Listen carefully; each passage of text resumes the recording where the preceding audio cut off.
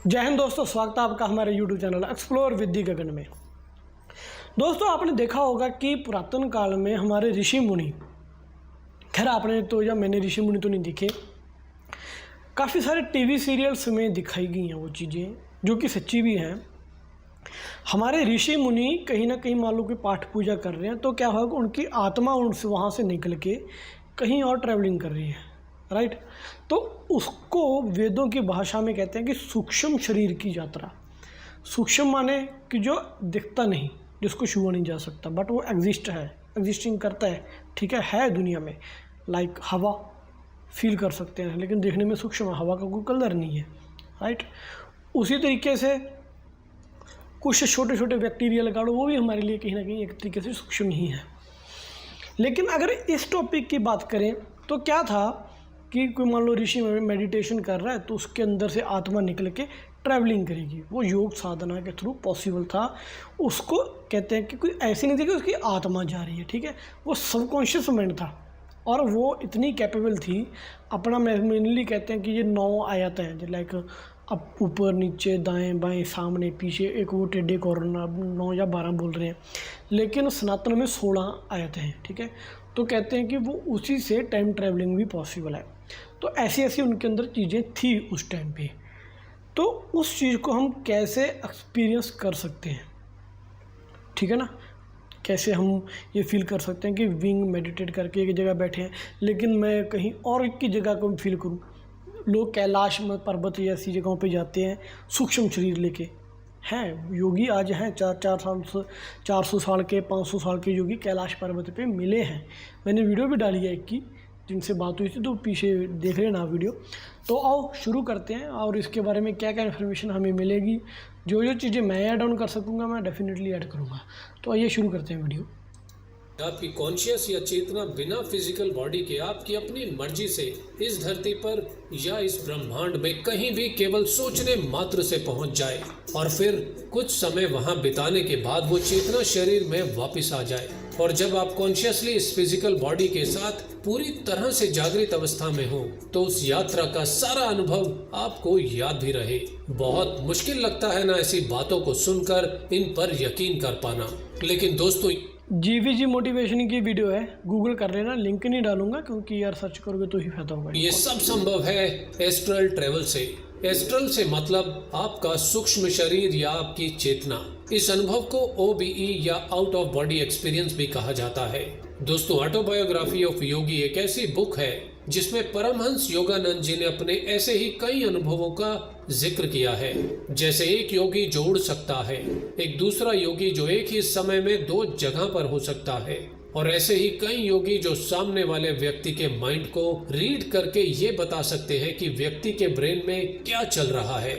Mind reading की तो मैंने वीडियो ही बना दी डेफिनेटली कि किसी का माइंड स्टडी कैसे किया जा सकता है, वो भी आप नीचे सर्च कर लेना पुरानी वीडियोस में, वो मिल जाएगा। दोस्तों, सुनने में ये सब बातें भले ही अविश्वसनीय लगे, लेकिन भारतीय सभ्यता के वैदिक विज्ञान और अनेक ग्रंथों में हजारों साल पहले से ही ऐसा बहुत कुछ लिख दिया गया था जिन बातों को तब तक एक कोरी कल्पना ही माना जाता था जब तक आधुनिक विज्ञान ने अनुसंधान कर उनमें से कई बातों को प्रमाणित कर ये डिक्लेयर नहीं कर दिया कि हाँ ये संभव है। आज से 125 एज ऑलवेज मैं हमेशा कहता हूँ, बार बार रिपीट करने का कोई फायदा नहीं, कि साइंस वेदों से बहुत पीछे है। वेद तो हमारे महासाइंस है, राइट।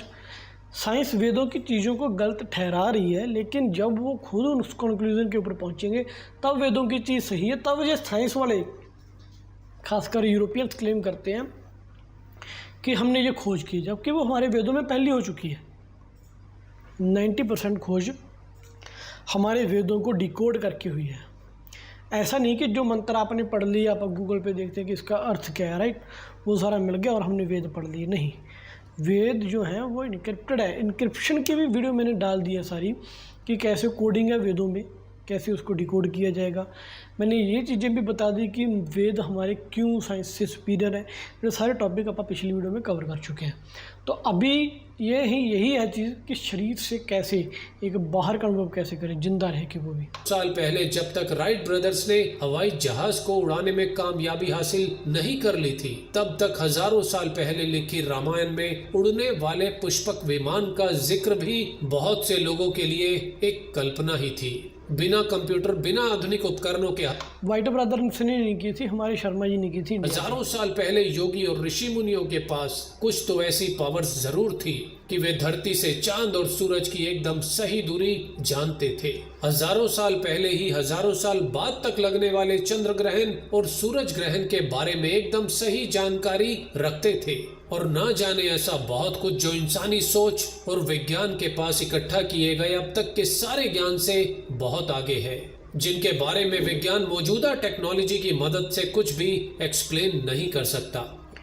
देखो वेद हैं जो, उनसे साइंस आज कितना पीछे है। और जो रावण था इनका तो टिक्काकार पंडित था, टिप्स के ऊपर से वेद इनके जबरदस्त। और ओबीई या एस्ट्रल ट्रेवल भी उन्हीं चीजों में से एक है। विज्ञान इसे मात्र हेलुसिनेशन कहता है, क्योंकि विज्ञान का मौजूदा ज्ञान आज भी फिजिकल बॉडी तक ही सीमित है। दोस्तों, दुनिया के बहुत अभी तो विज्ञान ही अपनी जो फिजिकल बॉडी है उसको 5 या 6% ही स्टडी कर सका है साइंस, और बाकी तो नहीं। आपने एक हॉलीवुड मूवी देखी होगी, उसमें क्या है ना, एक लड़की है वो मेडिटेट करती थी, तो लेकिन क्या कि उसमें दिखाया गया कि साइंस ने कोई टीका बनाया, कोई केमिकल बनाया, उसको पिलाया, तो धीरे धीरे उस लड़की की कुंडली केमिकल पी के जागृत होना शुरू होगी। हालांकि वो ऐसा पॉसिबल नहीं, वो सिर्फ गहन योग साधना से ही पॉसिबल है। तो कुंडली जागृत करी कि पहले कुंडली जागृत होगी तो उसका ब्रेन तेज हो गया, दूसरी हुई तो वो अपनी हाइट और विड्थ कम ज़्यादा कर सकती थी। अब देखते हैं ना कि हनुमान जी ने अपनी हाइट कैसे बढ़ा ली, कम कर ली। तो कैसे बढ़ाते थे, वो मांसपेशियों को अपने अकॉर्डिंग एडजस्ट कर सकते थे, हमारे मसल्स को, ठीक है, कि बड़ा हो या छोटा हो। छोटा मसल चाहिए तो छोटी में कर ली, बड़ा चाहिए बड़ी। हवा में कैसे उड़ रहे थे, इट मीन्स की योग साधना के द्वारा उन्होंने खुद को इतना तैयार कर लिया था कि वो ग्रेविटी, एंटी ग्रेविटी जो चीज़ें हैं वो अपनी बॉडी में पैदा कर सके।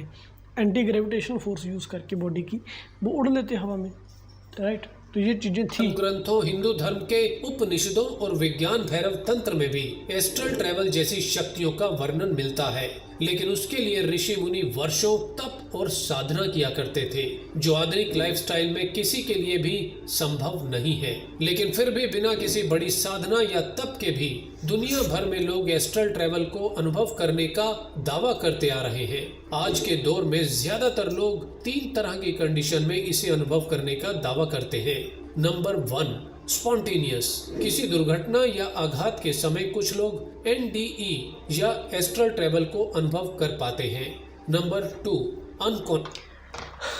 देखते हैं कि ये डिटेल में बताया गया या नहीं, फिर मैं अनकॉन्शियसली। ऐसा कहा जाता है कि हर 20 में से एक व्यक्ति को लाइफ में एक बार एस्ट्रल ट्रैवल का अनुभव रात को सोते समय या किसी बेहोशी के दौरान होता है, लेकिन उनमें से बहुत ही कम लोग ऐसे होते हैं जिन्हें होश में आने या नींद से जागने के बाद सब कुछ याद रहता है। और नंबर 3, मेडिटेटिव। मेडिटेशन साधना या फिर कुछ खास टेक्निक्स की मदद से कॉन्शियस या एस्ट्रल बॉडी को फिजिकल बॉडी से अलग कर एस्ट्रल ट्रैवल करना, जिसका वर्णन कई धर्म ग्रंथों में भी आता है।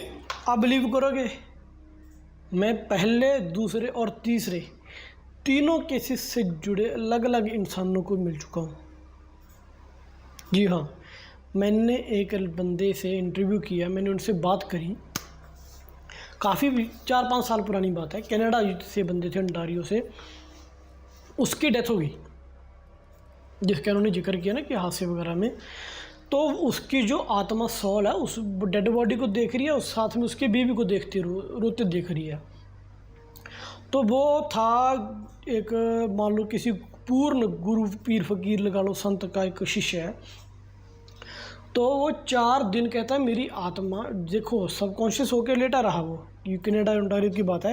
बाकायदा डॉक्टर्स ने उसको मेडिकली ये लिख के दिया कि जो ये केस है, बंदा 4 दिन पहले हमने डेड घोषित कर लिया, लेकिन इसकी बीवी ने संस्कार करने से मना कर दिया, क्योंकि उस बंदे ने या उसकी आत्मा ने उसकी बीवी को एक सिग्नल दे दिया कि ये जिंदा होएगा, ठीक है।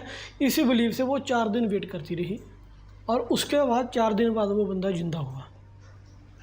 आप बिलीव नहीं करोगे, जब वो बंदा जिंदा हुआ ना, उसने एक एक चीज़ जो हुई वो सारी बता दी कि मेरी आत्मा यहाँ थी, वो थी। वो तो आ गया हादसे का केस। दूसरा भी ये लिटिल बिट सिमिलर ही है ऐसे। तीसरा जो मेडिटेटिव, अपने कहते हैं कि अक्सर आप भगवत गीता में पढ़ोगे तो श्री कृष्ण जी कहते हैं कि मैं ही ब्रह्मांड हूँ और मुझ में ही ब्रह्मांड है। वो दर्शन कराते हैं ना अपने नूर स्वरूप के, जब वो ब्रह्मांड ग्रह नक्षत्र सारे श्री कृष्ण जी के आसपास होते हैं, वासुदेव रूप में आते हैं जब वो। तो दूसरी लाइन में क्या गया कि हर इंसान के अंदर भगवान है। इट मीन्स कि वो ब्रह्मांड हमारे अंदर भी है, राइट। तो बहुत सारे ऐसे मेडिटेशन करने वाले लोग हैं मेरे नॉन में जो अपना सबकॉन्शियस माइंड इतना डेवलप कर चुके हैं, उनको ऐसे लगता है कि जैसे उनकी जो रूह है, आत्मा है, वो बॉडी से सिमट रही है, धीरे धीरे ऊपर जा रही है। The centre point of focus यहाँ पे, इस चीज़ को मेन 10th डोर जहाँ शिव जी की 3 आँख होती है, 10वां द्वार जो 6th सेंस कहते हैं, इसको जनरेट करते हैं, इसको एक्टिवेट करते हैं लोग कि धीरे धीरे मेरी आत्मा सिकुड़ के ऊपर चलेगी, ठीक है। और उन लोगों ने बाकायदा यूनिवर्स की ट्रैवलिंग करी है। अब मैं उनके थे कुछ 2-3 योगी, वो बैठे मेडिटेशन कर रहे थे अपना, तो उनकी वही चीज़ शुरू हो गई। आप बिलीव नहीं करोगे, एसी थे फुल टन, 2 टन का एसी था, मेरे 1.5-2 टन का छोटा सा कमरा था, वो मेडिटेशन कर रहे थे। बिलीव नहीं करोगे, उस बंदे की बॉडी पसीने से लथपथ थी, पसीने से, और लाल, इतनी हीट। भाई साहब मानो कि एसी भी कह रहा होगा कि ये कहाँ किस आग के दरिया में ले आए मुझे। तो जब वो कॉन्शियस माइंड से वापिस आया तो मैंने कहा कि भाई तुझे क्या होगा, तो ठीक है क्या नहीं। कहता यार टेंशन ना ले, मेरी जर्नी में मैं सूर्य के पास से गया, उसके बाद क्या हुआ कि मेरी बॉडी हीट होने लगी, क्योंकि मेरा जो माइंड है पूरी तरीके से मैं कॉन्शियस नहीं कर सका उस तरीके से, कहीं ना कहीं मेरा टच बॉडी के साथ था, जिस वजह से ये साइड इफ़ेक्ट्स मुझे बॉडी के ऊपर आए, ठीक है। मैं मिल चुका हूँ, आपको अगर मिलना है मैं वही बता रहा हूँ। देखो अभी कोई ऐसे लाने का किसी को फ़ायदा भी नहीं, इतनी वैल्यूएबल इन्फॉर्मेशन है ये। सब्सक्राइबर बहुत कम है, आप 50,000 सब्सक्राइबर जब करोगे, 50,000 सब्सक्राइबर करोगे, तब जिन लोगों से मैं जिन लोगों का आपको नाम ले रहा हूँ, बात कर रहा हूँ, मेजर गौरव है, प्रद्युम्न सर, अलग अलग सारी जो भी है, ये चैनल के ऊपर लेके आऊँगा, ठीक है ना। आगे देखते हैं। लेकिन यदि आप इसे बिना किसी तप के अनुभव करना चाहते हैं तो इंटरनेट पर आपको ऐसे कई मेथड मिल जाएंगे जिनके जरिए बिना किसी तप या साधना के भी लोगों ने OBE को अनुभव करने का दावा किया है। और उन्हीं में से एक टेक्निक है the wake back to bed method, जिसके बारे में अब मैं आपको बताने वाला हूँ। और यदि आप OBE को अनुभव करना चाहते हैं तो इस मेथड को जरा ध्यान से समझना। इस मेथड में आपको कुछ टिप्स को फॉलो करना है। स्टेप 1, दोस्तों जब आप रात को सोने के लिए जाएं तो सोने के समय से ठीक 4 घंटे बाद का एक अलार्म सेट कर लें, यानी कि लगभग आधी रात को 4 घंटे की नींद पूरी करने के बाद आपको उठना है, जो लगभग सुबह के 3 से 4 बजे का समय होगा, क्योंकि यही वो समय है जब आप रैम स्लीप में होते हैं, यानी कि जिस समय आप सपने देखते हैं। और OBE या ल्यूसिड ड्रीम को अनुभव करने के चांसेस इस समय में सबसे ज्यादा होते हैं। ये चीज़ बिल्कुल सही कही इन्होंने कि सुबह 3 से 4 बोला, तो अकॉर्डिंग टू पहले वेदास आ जाएं कि 2 से 5, जो अपन सिख धर्म में भी कहें ब्रह्म मुहूर्त कह रहे हैं, हिंदू में भी ब्रह्म मुहूर्त कहते हैं उसको। तो ये साइंटिफिकली भी प्रूव हो गया कि इस टाइम दौरान जो ऑक्सीजन की मात्रा अर्थ के ऊपर सबसे ज़्यादा होगी, राइट। और जो लोग 2 से 5 बजे के बीच उठते हैं, स्पेशली 2 से 4 बजे के बीच, तो उससे क्या है, उनकी बॉडी है जो ज़्यादा हेल्थियर है एज़ कम्पेरेबल टू अदर्स जो मेरे जैसे सुबह 9 बजे उठते हैं, राइट। हालांकि मैं भी अब सुधार कर लिया मैंने काफ़ी, जब से मैं वेदों के साथ जुड़ा हूँ। मैं क्योंकि स्टडी करता हूँ, संस्कृत सीख रहा हूँ, ताकि आपको डिकोड लाइव करके दिखाया करूँगा। फिर आएंगे 50,000 सब्सक्राइबर कर दो, अभी 16,000 है, ठीक है। स्टेप 2, उठने के बाद आपको 10 से 20 मिनट खुद को बिजी रखना है। आप चाहे तो OBE की स्टोरीज पढ़ सकते हैं। इसके बाद आप अपनी आंखें बंद करके 5 मिनट के लिए ये कल्पना करें कि एक पॉजिटिव एनर्जी, एक रोशनी आपको सर से लेकर आपके पांव तक आपका ऑरा क्लीन कर रही है, आपके आसपास की सारी नकारात्मकता को हटा रही है। और अभी इन्होंने जिक्र किया कि 15-20 मिनट इधर उधर टहले, उसका मतलब क्या है कि वो नींद उड़ जाएगी। हालांकि मैं 4 आवर की नींद नहीं, मैं कम से कम प्रेफर करूँगा 6 से 7 घंटे की नींद। ठीक है, आपकी नींद उड़ जाएगी, मुंह हाथ वगैरह धोगे, एक तरीके से एनर्जी पे पॉजिटिव आ रही है कहीं ना कहीं कि मैं कुछ ऑब्जर्व करने की कोशिश कर रहा हूँ। और ये साइंटिफिकली प्रूव हो गया। जब आप कोई प्रेयर करते हैं या प्रार्थना करते हैं तो सब कुछ अपने पास वेव्स आती हैं जो भगवान जी अपने पास भेजते हैं। आप बिलीव नहीं करोगे, कितनी भी प्रॉब्लम है थोड़ी सी प्रार्थना कर लो, एक थोड़ी सी पॉजिटिविटी आपके अंदर आएगी। That is directly depended on whatever you are praying. ठीक है, जो भी आप प्रे करते हो, कितनी लगन के साथ कर रहे हो, वो चीज़ तो डेफिनेटली है, कितना टाइम करते हो। तो मैं कहूँगा कि 6 से 7 घंटे उसके बाद। और आपके चारों ओर ये पवित्र रोशनी एक सुरक्षा घेरा बना रही है। स्टेप 3, इसके बाद आप सोने चले जाएं और यदि संभव हो तो बाकी की नींद घर के किसी दूसरे कमरे में या फिर सोफे पर पूरी करें। ऐसा करने से आपका माइंड ज्यादा अलर्ट रहेगा और आपको आसानी से नींद नहीं आएगी। और आउट ऑफ बॉडी एक्सपीरियंस के लिए सबसे ज़रूरी चीज़ यही है कि आपका शरीर तो सो जाए लेकिन आपकी चेतना जागृत रहे, यानी कि आपकी बॉडी सो जाए और आपका कॉन्शियस ब्रेन जागता रहे। लगभग अगले 30 मिनट तक आप अपनी पीठ के बल सीधे लेटे रहें और केवल अपनी सांसों पर ध्यान देते हुए अपने विचारों को विराम देने की कोशिश करें और शरीर को एकदम ढीला छोड़ दें, एकदम रिलैक्स। आप चाहें तो इस दौरान आप बिना ड्रम बीट वाला कोई मेडिटेशन म्यूजिक भी सुन सकते हैं, क्योंकि मकसद बॉडी को रिलैक्स करके सोने देना है और अपनी कॉन्शियस को जागृत रखना है।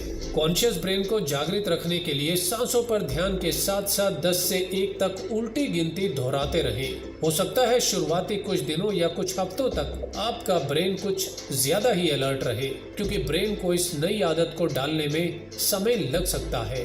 हर दिन ये अभ्यास 20 से 30 मिनट की करें, क्योंकि यदि इससे ज्यादा समय लग रहा है तो समझ जाएं कि आपको उस रात को आउट ऑफ बॉडी एक्सपीरियंस नहीं होने वाला और बस सो जाएं और अगली रात को फिर से एक काइंड ऑफ मेडिटेशन ही आ गया। ठीक है ना, 10 से 9 करते। हमारे वेदों में क्या गया, कहा कि ब्रह्म मुहूर्त में जाप करो, मंत्र करो। मंत्र क्या करते हैं, हमें किसी पार्टिकुलर मंत्र का रेपिटेशन करते हैं, हम उसका फोकस करते हैं। तो यही जैसे इन्होंने 9 से 10 का कहा, तो लेकिन एग्जैक्ट वर्ड्स कुछ और है।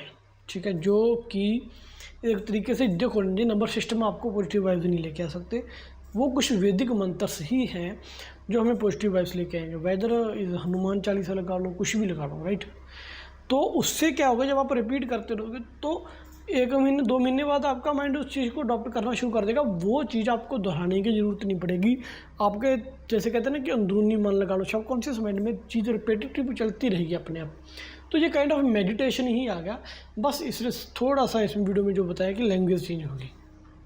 आप चाहें तो इस दौरान अपने ध्यान को किसी एक कलर या किसी एक इमेज पर भी केंद्रित रख सकते हैं, लेकिन इमेज ऐसी हो जिसके प्रति आपका कोई व्यक्तिगत लगाव ना हो। इन सभी स्टेप्स को ध्यान में रखते हुए अपना अभ्यास तब तक जारी रखें जब तक आप सोने और जागने के बीच की एक विशेष अवस्था में नहीं पहुंच जाते, जहां आपका शरीर सो रहा होगा और आपकी चेतना जागृत रहेगी। ऐसी स्थिति में पहुंचने पर आपके अपने पूरे शरीर में वो सिग्नल मिलने लगेंगे जो OBE में जाने से पहले लोगों को महसूस होते हैं। जैसे आपको अपने पूरे शरीर में एक ऊर्जा प्रवाहित होती महसूस होगी, या एक झंझनाहट, एक कंपन और कानों में कुछ आवाजें या हल्का सा गुंजन महसूस होगा। और यही वो संकेत है, यही वो जादुई अवस्था है।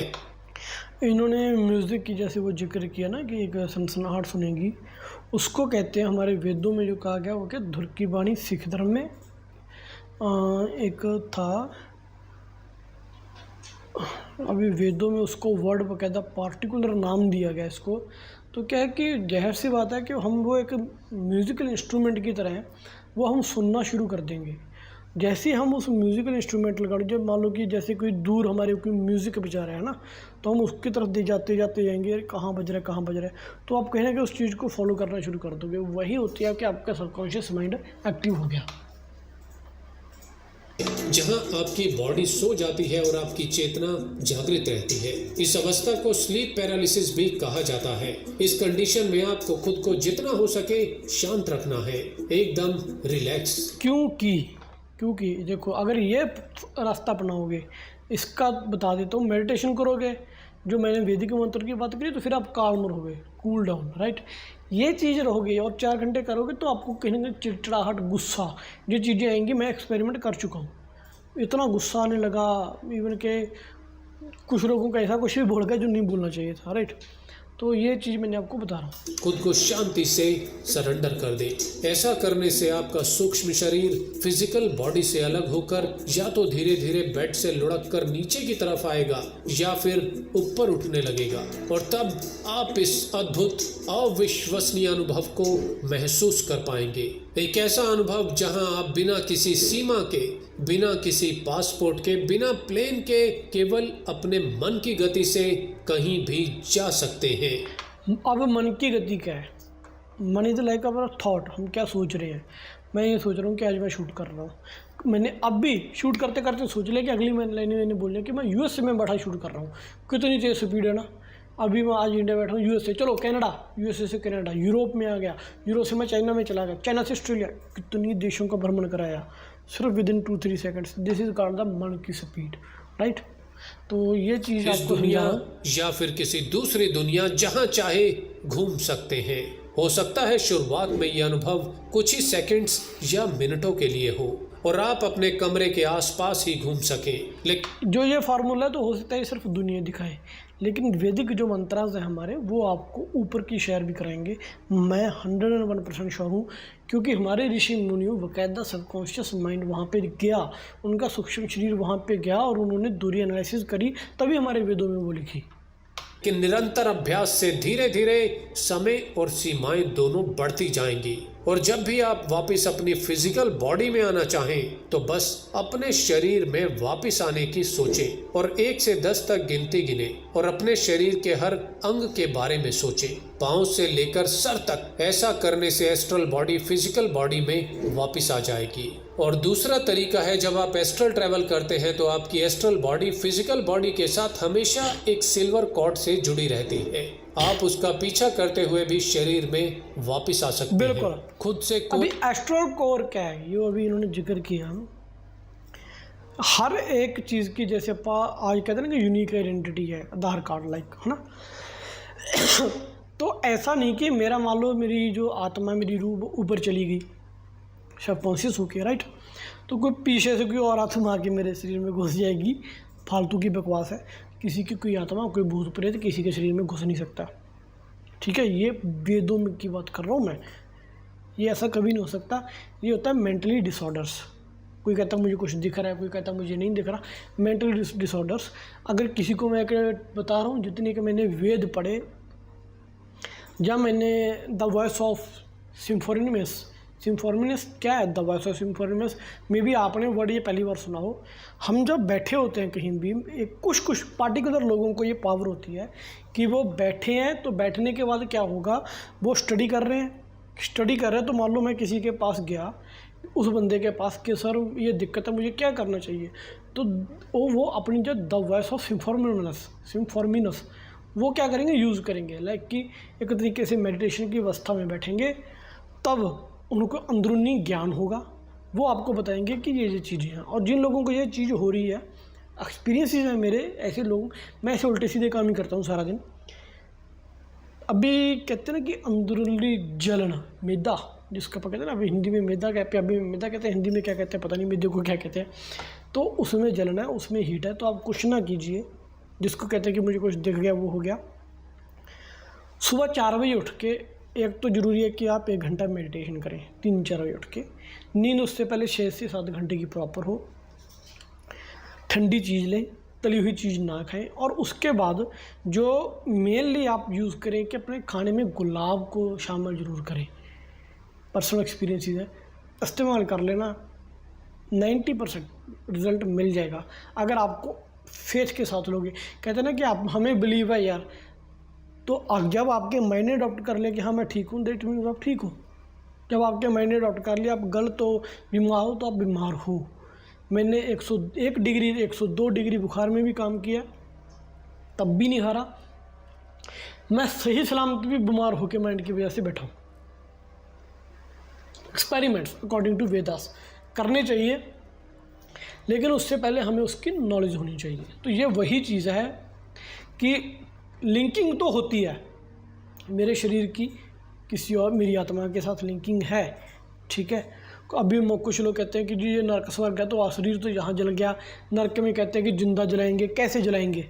मुझे एक सवाल आया था, ये मेरे साथ की कलीग ने किया कि मान लो मैं मर गया, राइट, मैं मर गया, मेरी बॉडी तो अब मैं यहाँ पे काट रहा हूँ, मार रहा हूँ, तो मुझे दर्द फील होगा ना मेरे शरीर को।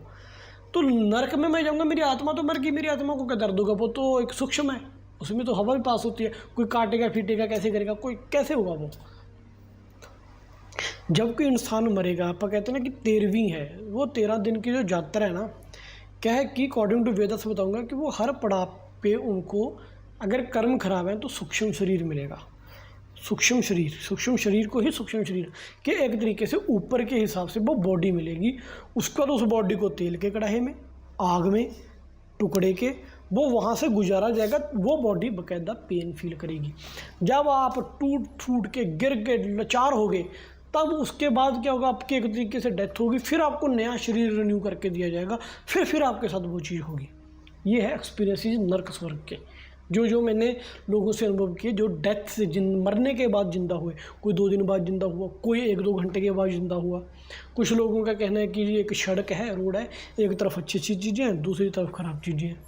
तो ये सारी चीज़ें डिपेंड करती हैं कि सिचुएशंस क्या है। वही बात की लिंकिंग है, यहाँ पे नहीं, मरने के बाद भी लिंकिंग भी है। जबरदस्ती या जल्दबाजी न करें। ये एक ऐसा अभ्यास है जिसमें आपको धैर्य रखते हुए शांत मन से समय और समर्पण के साथ निरंतर कोशिश करनी होगी। आप कितने समय में ओबीई का अनुभव कर पाएंगे, ये समय सीमा हर व्यक्ति के लिए अलग हो सकती है, और आप अनुभव कर पाएंगे भी या नहीं, ये निर्भर करेगा आपकी कोशिश, अभ्यास और सबसे ज्यादा जरूरी चीज आपके विश्वास पर। वैसे तो एस्ट्रल ट्रैवल एकदम सेफ है, लेकिन कमजोर दिल वाले या किसी साइकोलॉजिकल प्रॉब्लम वाले व्यक्ति या फिर अंधेरे आदि से डरने वाले लोग इसे बिल्कुल भी ट्राई ना करें। और साथ ही मैं रिकमेंड करूंगा कि सुरक्षित, बाकायदा साइकोलॉजी वालों को तो ये ठीक करेगी जी जब वो मेडिटेशन करेंगे, वेदों का तरीका अपनाएंगे। और सही परिणाम पाने के लिए आउट ऑफ बॉडी एक्सपीरियंस के अभ्यास को शुरू करने से पहले किसी अनुभवी गुरु या व्यक्ति की मदद जरूर ले लें। दोस्तों, जीवीजी मोटिवेशन के हर वीडियो का केवल एक ही मकसद रहा। बहुत अच्छी वीडियो, फुल ऑफ इन्फॉर्मेशन, काफ़ी कुछ नया, और मेरे ख्याल से जितनी वीडियोस हमने आज तक डाली उससे आपको कुछ हटके मिला होगा। मेनली तो हम सनातन डिफेंस करते हैं, लेकिन ये भी एक तरीके से हमारे वेदों से ही जुड़ा हुआ टॉपिक है। तो यहाँ तक आए तो वीडियो अच्छी लगी होगी आपको, आई होप। तो आगे किस तरीके के टॉपिक्स के ऊपर वीडियो चाहते हो कमेंट करके कमेंट सेक्शन में बता देना, और लाइक शेयर सब्सक्राइब कर देना। फेसबुक के ऊपर देख रहे हो तो चैनल को लाइक कर देना। मिलेंगे कल नई वीडियो के साथ, ऐसे ही कुछ दिलचस्प वीडियो आपके लिए लेके आएंगे। तब तक के लिए मुझे दीजिए इजाज़त। जय हिंद।